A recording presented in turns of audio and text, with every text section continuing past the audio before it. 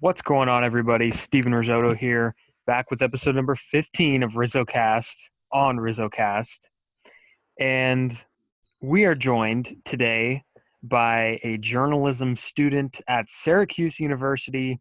She also covers the Reds for a blog called the Big Red Machine. Big is it called Big Red Blog Red, Machine? Blog Red Blog Red Machine. Machine. That makes a lot more sense. And the Syracuse independent student newspaper, of course, the Daily Orange. Um, Allie Kaylor. So I'm excited to have Allie here. Allie, how you doing? I'm doing pretty good. How are you, Steven? I'm doing well, of course. We're not in a normal time at all.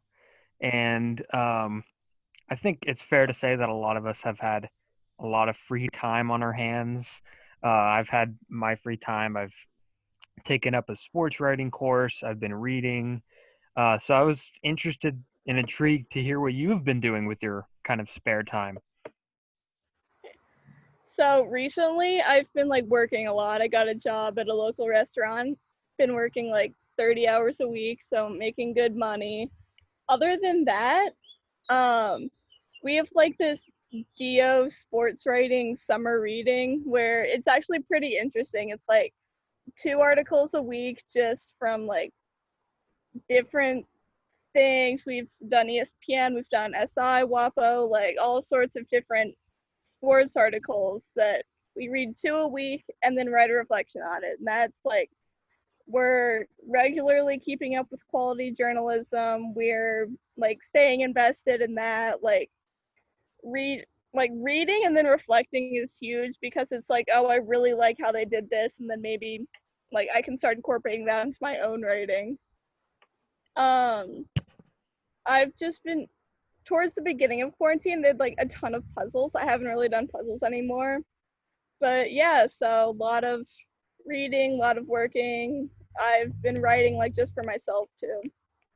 That's awesome. Yeah. So, and just to pick up where you left off with the puzzles, yeah, we we kind of did the puzzles at the beginning too, and now there's just a big unfinished Disneyland one sitting on the coffee table right now in the living room. Um, but yeah, I think that's great that you guys are reading other writers, and it's something every writer should do. I definitely do it. Read other writers just to see what they do. So that's pretty awesome. So the big news this week is baseball's back. Baseball's back. It is back. It's going to be back on our TVs. It's going to be back at the ballparks. Of course, there's no fans that are going to be there, and that's probably a safe thing. So, what are your thoughts about having baseball back? I'm sure it's all positive. So let's hear what you are most excited about. Okay, I am 100% most excited to see Nick Castellanos hit bombs to Great American Ballpark. As soon as he was signed, oh my gosh, I was freaking out because I saw someone tweet this thing. It was an overlay of Nick Castellanos' spray chart from last season, overlaid with Great American Ballpark. 74 home runs if he played 162 at GABP last Oh my year. gosh. Right? So, and so it'll be really great to see how he does with a full season at a ballpark that's not Detroit. So I'm really looking forward to seeing that. Then of course you've got our other new additions. You've got Mustakas, Akiyama.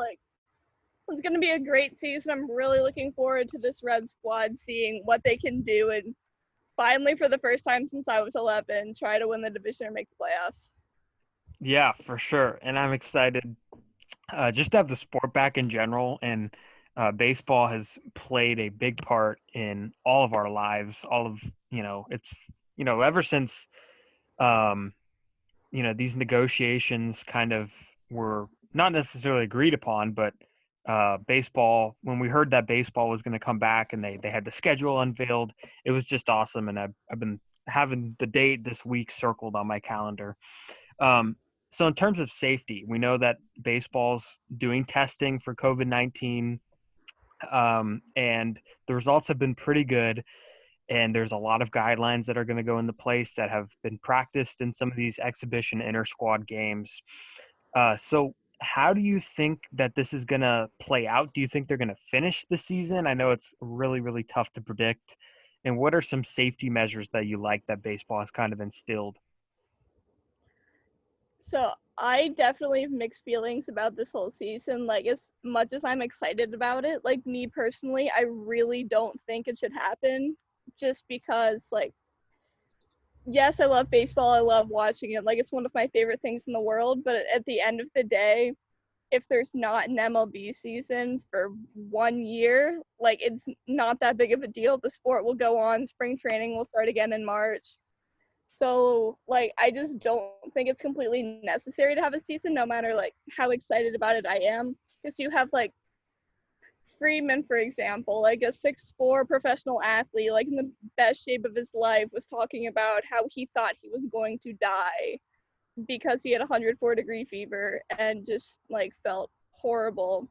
And so, like, hearing that, like, seeing player stories, and then seeing, like, people talking about not athletes, but people that, like, had it back in March and then still struggle walking up the stairs because, like, they're that winded and, like, the virus scarred their lungs. Like, I don't want any player to catch the virus because people decided that this season should happen and then they have to retire because they can't even walk to first base without getting winded or, like, falling down. And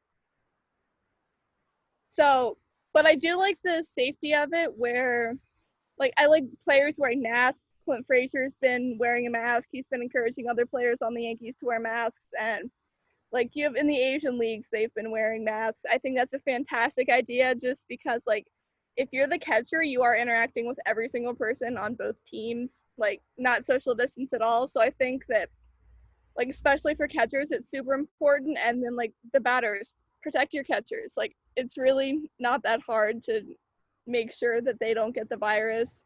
So I like the players wearing masks. I like no fans in the stands. Hmm. Just keeps players safe, keeps fans safe, keeps everyone safe. Um, I like how they're doing the, like, leagues where NL Central's playing AL Central, AL East playing NL East, stuff like that, just to, like, limit regional travel because I know, especially on the East Coast, like, a lot of those northern states, they're like, I don't want these other people entering my state. Like, I have already contained the virus, and if I'm playing, like, southern states or states from other areas, like, they might bring that virus to me. So I really like how they're trying to keep it as regional as possible, like limiting cross-country travel, limiting the number of teams you play so you're coming into contact and infecting less people. So I think that, although I think the season shouldn't go on, I think that the plan currently in place is as safe as it could possibly be. Yeah, you're spot on. You're spot on. Because at the end of the day, people living and people breathing healthy is more important than, sports. And I know the NBA is having their bubble, and from what I've heard, it's very limited access. Only like a few handful of media are even allowed in. So if sports could get back safely, um, it's not the number one thing that maybe should happen. But I think it's going to bring a joy at the end of the day for people who kind of have had that void in their lives. So yeah, let's talk Yeah, about the Reds. Let's talk about the Reds because this team, um, garbage truck going by. Let's talk about the Reds. So this team is extremely fun to watch and will be fun to watch in my opinion. They've always hit the past couple of years. Their main problem was, and I think you could attest to this, the pitching staff. Um, well, not last year, like with Castillo and Gray and then Bauer at the end of the year, like the pitching was the best part of the Reds, which literally never happens. So it was really weird. Like the offense was the one holding back this team. yeah. So and like you mentioned, those three guys are going to headline rotation now that has a chance to be one of the best. I think it is the best in the Central, has a chance to be one of the best in the National League. And with those three guys, those are some serious track records right there, especially Castillo, who I saw a tweet the other day listing odds for Cy Young candidates or something, and Castillo was on that list.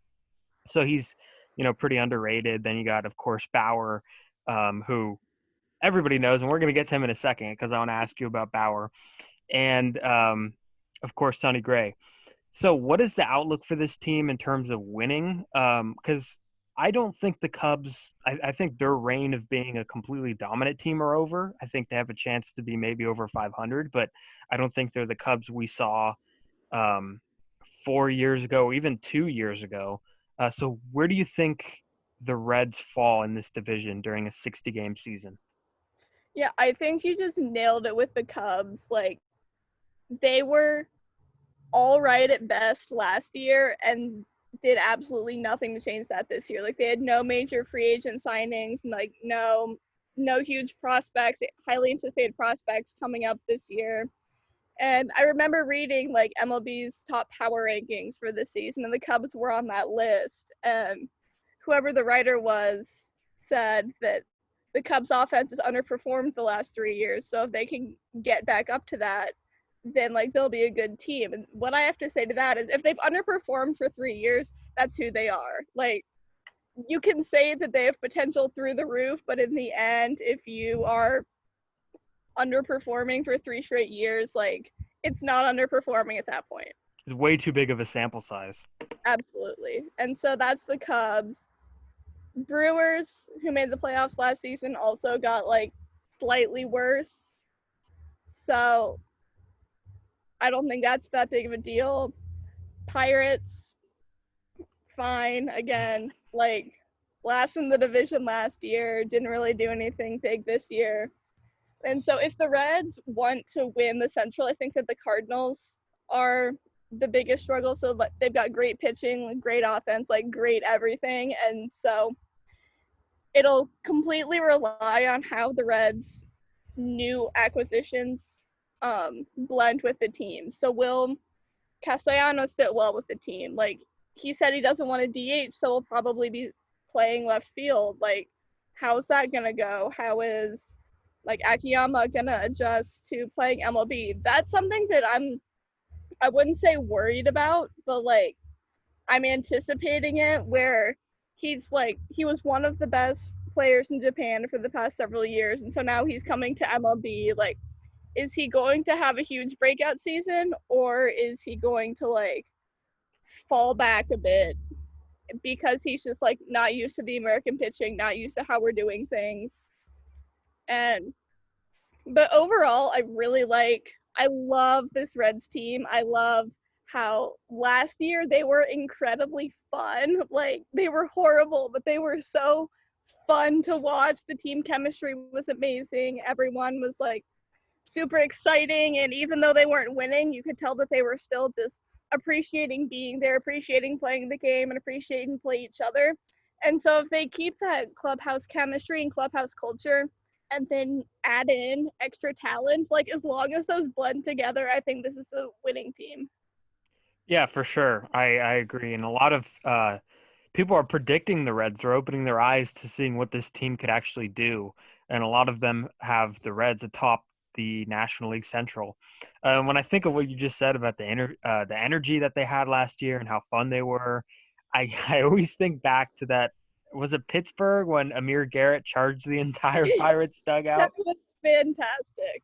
So were you So watching that when that happened? I wasn't watching that game. I don't remember what it was doing, but it's like I saw like a tweet about Amir Garrett fighting the entire Pirates, so I immediately like went and turned on the game Mm-hmm. and just And like Puig got started. traded in the middle of it. Yeah, Puig got traded in the middle of this fight.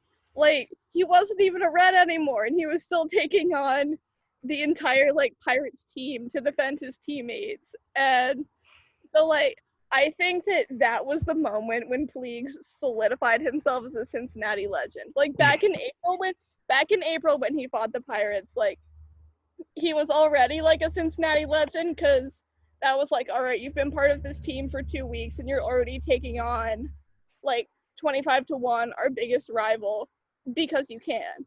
And then he wasn't even a Red anymore, and he did it again. And so that was like, you really care about us, and we're really going to care about you. Yeah, absolutely. That was great. I remember watching the John Boy video, and it was like 10 minutes long. And if you guys are familiar with John Boy, it takes a really special moment to make a video that long with breakdowns that he does. And also, former Giant prospect, top prospect for a couple of years, Kyle Crick was also in the middle of that. So that's what I think of as well. Um, so I want to get back to Akiyama real quick. Where does he fit on this team? I know he's listed as a center fielder on the roster. Nick Senzel also exists. So where do you profile him? Is he a center fielder? Is he where else do you see him maybe playing? Yeah, so I definitely see Akiyama in right field solely because if you look at Nick Senzel, like he's one of the most athletic guys in baseball. Like his top sprint speed last year was faster than Billy Hamilton's top sprint speed while he was ever with the Reds. And so that's from Wow. one season. And like, yeah, he has his vertigo issues. He has like all that. But when he's healthy, like he's fast, he's strong, and he's incredibly athletic. And so I think that putting him in center field will easily be the best decision for the Reds. And so then you have the decision between left or right field. And if you're saying, as I said earlier, Castellanos is probably going to play left field solely because he said he doesn't want a DH. And you're not going to sign a guy because even though he said he didn't want to DH and then DH him, like that's cruel to him. So they'll probably stick, like he's automatically left field and you put Akiyama in right. So that's how I see it happening.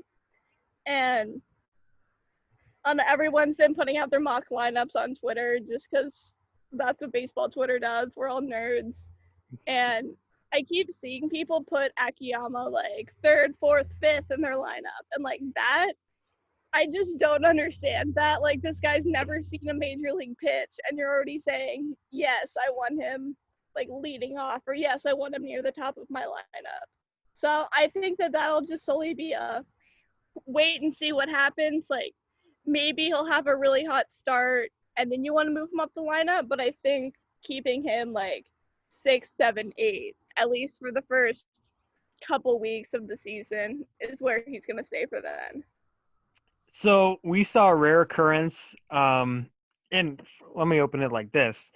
You've had the pleasure of watching somebody for the past more than 10 years man first base. In 2007. Yeah, man first base and turn himself into one of baseball's most underappreciated. I don't know if that's the right word, but I'm going to stick with. No, it's the right word. Okay.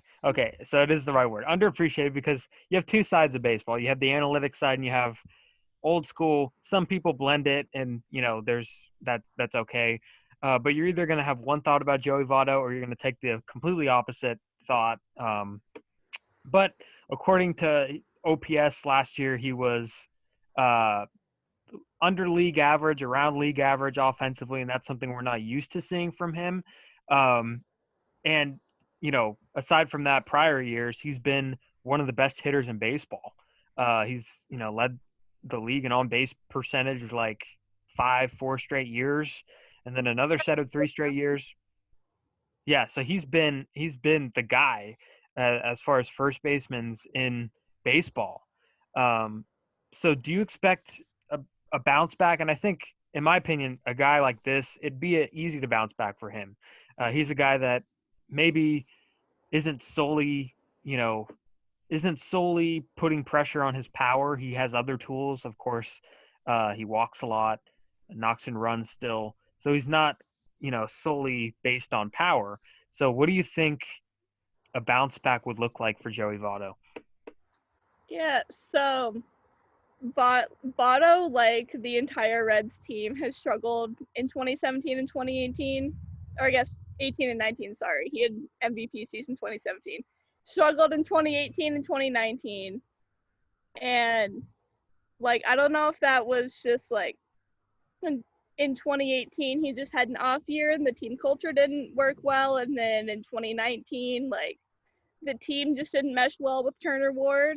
I don't know if that was it, but like I've been saying for the past 2 years that he's gonna have a comeback season, and like I want him to have one this year so badly. Like they have a new hitting coach, Alan Center. He's great. Like the guys have been raving about him for the past couple of months, saying like how his analytical approach has helped their hitting, and Votto's been saying that he's felt the best physically and mentally that he has since 2017. So like that's huge for me, because there have been times where Votto said, yeah, like I feel great, and then immediately goes like bats 500 for 2 straight weeks. And so if he's feeling as good as he says he is, I think he'll have like a pretty decent season. Maybe not like a Joey Votto pre 2018 level season, but I still think that he's got a good shot of being a bounce back. The thing that like kind of concerns me is that he always has late starts. Like he'll be fine in the first half. Like he's been an all-star like what, 6 times.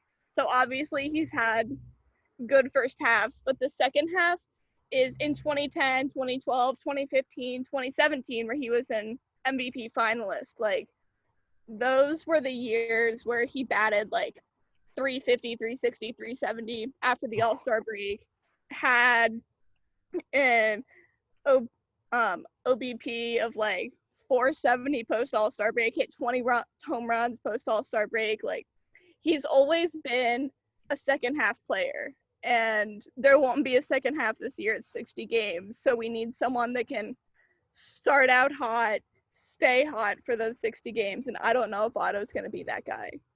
He's a Hall of Famer, though, right? He's absolutely 100%. Had to get that in there. So let's talk about Bauer. So Trevor Bauer was acquired last year, and coming over, a drive from Cleveland. He's one of the more interesting individuals in the game. He's got momentum, his own, production company or whatever you call it. And he's, been a really good pitcher at times in the big league level, but he's often all the time, I should say, speaks his mind. And that's something that a lot of baseball fans like, and a lot of, baseball fans are like, oh God, this guy again. So what are your thoughts? And you could have a free for all here. You could talk about the personal stuff. You could talk about the baseball field stuff. Give me your thoughts on Trevor Bauer. I really do not like Trevor Bauer. Like, there have been players that I've disliked before, like, whether they've just said something stupid or, like, for whatever reason, I just got a bad vibe from them. And I just, like, didn't like them. And, like, there's nothing wrong with that. But Bauer is just, like, a terrible, terrible human being. Like,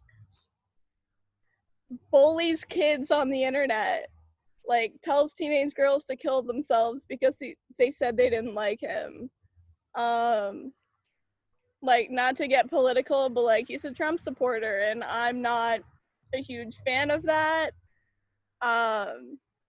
Like some of the stuff he said about like the Indians logo or like the mascot or anything like that is just like, maybe you shouldn't have said that.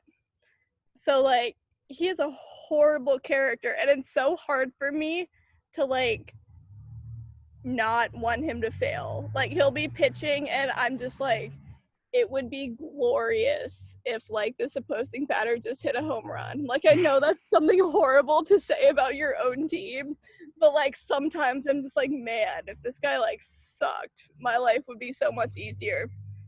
And like again, he's good. Like he's a great pitcher. He's like super into analytics, which like obviously I am, which is like I want to like him. Like I want so badly for him to be like a good person that I can like root for, but he's just not.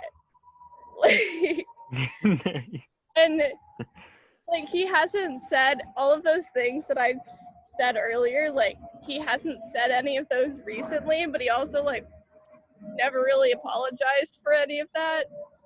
So like if he somehow tried to redeem his character, maybe I'd be like, all right, this guy's acceptable, but like I just can't defend him now.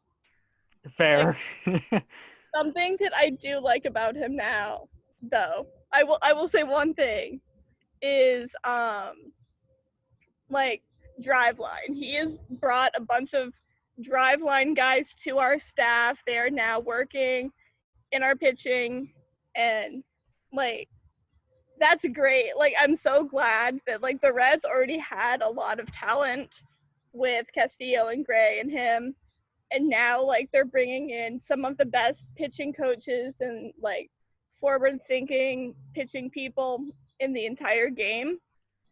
And I think that's fantastic. Like I know that they wouldn't be here if Bauer wasn't a Red. So it's like on one hand I don't want this guy on my team, but on the other, like I want the driveline guys, and like I know I can't have both. So I'm just torn. Like, do I want the better pitching staff or do I want the morally correct pitching staff? Like, Yeah, exactly. He's an interesting guy, and I come across his tweets sometimes, and I just either laugh or I roll my eyes, and he's an interesting dude. I will So never get over that one time when he cut his finger yes, on the during the drone. playoffs playing with a drone. Hmm. Like that infuriates me. And it was dripping on the mound against the Blue Jays. Getting too And graphic for the listeners. Oh. yeah, this, like, he has nothing to do with this, but like as I said earlier, Puig was a fan favorite. Everyone here loved Puig. And then you get him for Puig. I was so mad.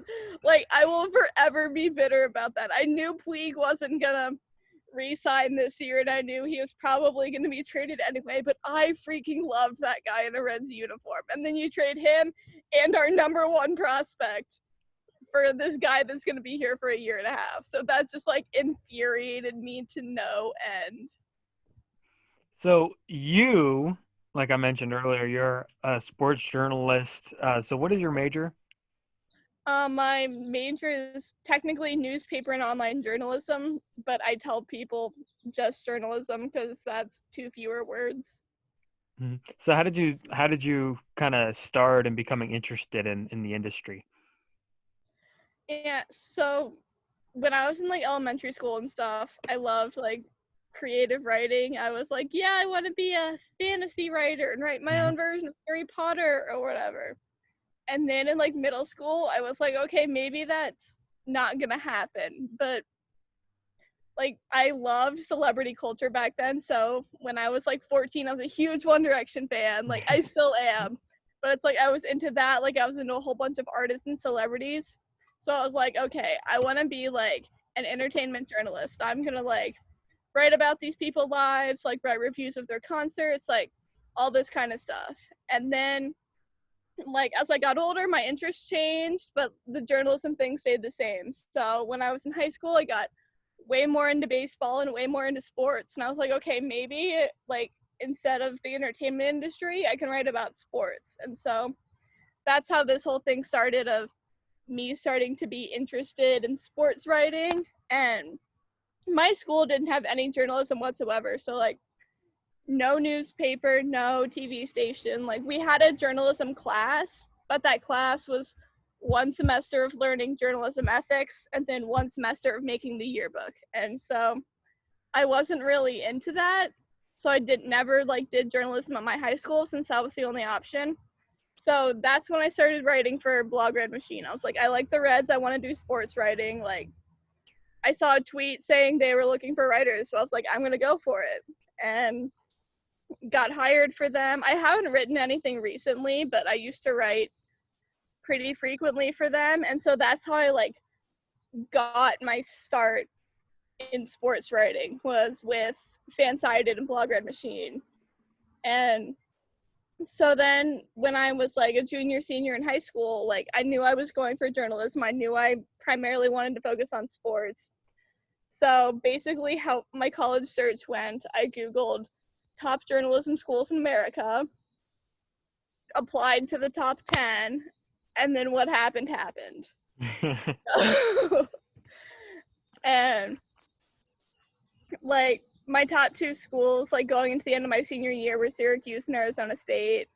And I ended up picking Syracuse, like just because, I mean, I sound so cliche when I say this, but it felt right. Like when I was there, I loved the atmosphere. Like, I loved the program. I knew that the Daily Orange was the best student paper in the country. And even though Arizona State like had a specific sports journalism major, and they were further away from Ohio, which is something that I really liked. Like, in the end, Syracuse was just a better fit for me.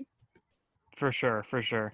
So do you have do you have any mentors or like any writers that you look up to in the industry? Yeah, So if you so guys are listening, I'm holding up a picture of Jeff Passan, who actually is a Syracuse grad. so Jeff Passan is my favorite Syracuse alumni. Um, Does a like, great Elmo, by the way. yeah, fantastic. I feel like that's a weird thing to say, where it's like he is my favorite sports writer, like he's my favorite graduate from high school. But I mean, like, so he and I were both born in Ohio, went to Syracuse, wrote for the Daily Orange, and then he was sports editor, then he was managing editor, then he graduated and never went back to Ohio. It's like, that's what I aspire to do. I want to be sports editor of the Daily Orange, like Bye, 18 Ohio. was where I was right now. Like, so like to me, that's really cool. And just seeing like one of the top baseball writers like in the game being where I was 20 years ago, like that tells me, hey, if Jeff Passan did that because he went to Syracuse, like I can do that because I'm at Syracuse right now. And so it's like the worst kept secret that like I have a giant crush on Jeff Passan. There was one I was at we had Dio ladies night over Zoom, and like our editor in chief, who I had 2 conversations with ever, is just like, so Allie, here you have a huge crush on Jeff Bassett, and I'm like, who is sharing these things? So was it Jeff? Yeah. Oh, that's awesome. That's awesome. So that's funny. Um, so if I were to ask you if, covering baseball, have you had the chance to cover other sports? And if so, what's the big difference that you see? Yeah, so this past fall, I was the Daily Orange cross country writer, Mm. and that was my first experience, like, actually covering something. Like, I'd done Reds columns before, and I've written, like, a bit for myself, but this was, like, an actual team, and I was writing about actual people, and I got to talk to those people. So that was, like, really new and different and exciting for me. Um, Especially when like I got to go to the like NCAA cross country national championship. Like that was the first time I had ever covered anything. Like I had never covered I didn't cover any other race for cross country. I'd never covered like a game or anything. So, as I said, my school doesn't have a newspaper, so there was no like high school football to go write articles about. So that was like a really cool experience for me. I didn't know anything about collegiate running, so like my dad's a marathoner, so I talked to him a bit. I read old articles, like, so I just like learned how running works, how cross country works, and so that was like really new for me. And then in the spring I was the softball writer, so like not baseball, but because Syracuse doesn't have a baseball team, but it was like something I was familiar with, something that like I played softball up until middle school, so it's like I generally knew like how softball works, strategies, and that kind of stuff. And so that was nice to like get something I was familiar with, but also like it wasn't completely my comfort zone. Like if I was in baseball, like I would have known everything and it would have been great. But with softball, it's like I didn't totally know like specifics about pitching mechanics or certain strategies and stuff. So there was still research I had to do, things I had to learn. And so that was really exciting for me. And the season got canceled the weekend before their home opener. Oh, So I never got to cover a game. Like, and now I'm supposed to be on volleyball next season. We'll see if sports happen. But it's like that'll be a brand new sport that like I don't know much about volleyball. My mom's a volleyball coach, so like I've talked to her a bit about it, and again, I've gone back and read some old articles about volleyball just to see what other people are saying. But like, if the fall season ends up happening, like, which I'm not completely optimistic that it will, and if it does, it'll be weird, and like press opportunities are going to be incredibly scarce. But I'm excited to do that, learning something completely new, learning a completely different sport, and then having to adapt to that. I think that's a really important skill to like learn about a new thing, and like it's forcing me to step outside of my comfort zone. I'm not just writing about things I know or things like that. Yeah, for sure. Um, and in sports media, you're going to see um, that there's a lot of men in sports media, and I think it's a very at times misogynistic industry, sports media, and not just sports media, but sports in general. Um, so baseball, I feel like is really been the pioneers for. There's a lot of women covering baseball, and I think that it's baseball's really, really um, has been accepting, and they've been accepting with open arms for women in the industry. So if you were to talk to, say a 9-year-old who is in your shoes that wants to be in sports media, what would you say to them? Dude, I'd tell her like go for it. Like That's girl awesome. power, baby. There's nothing we can't do. I am incredibly fortunate that I've never like had anyone in sports tell me like, oh, like you're a girl, why do you want to go into sports writing? Or like telling me that I'm not as qualified as like a man would be. So I'm really fortunate that I've never had that kind of situation. So I couldn't like tell this 9-year-old girl what she has ahead of me. But I think it's really important that like people know that like girls have a place in sports. Like I can hold a conversation about baseball just as good as you can. No Like doubt. there's absolutely no reason why anyone needs to like try to discredit me or try to discredit my gender, like especially because a lot of girls like played little league, like they played baseball, so you don't even have the excuse of, oh, you've never played baseball, you don't get it. Like they literally did.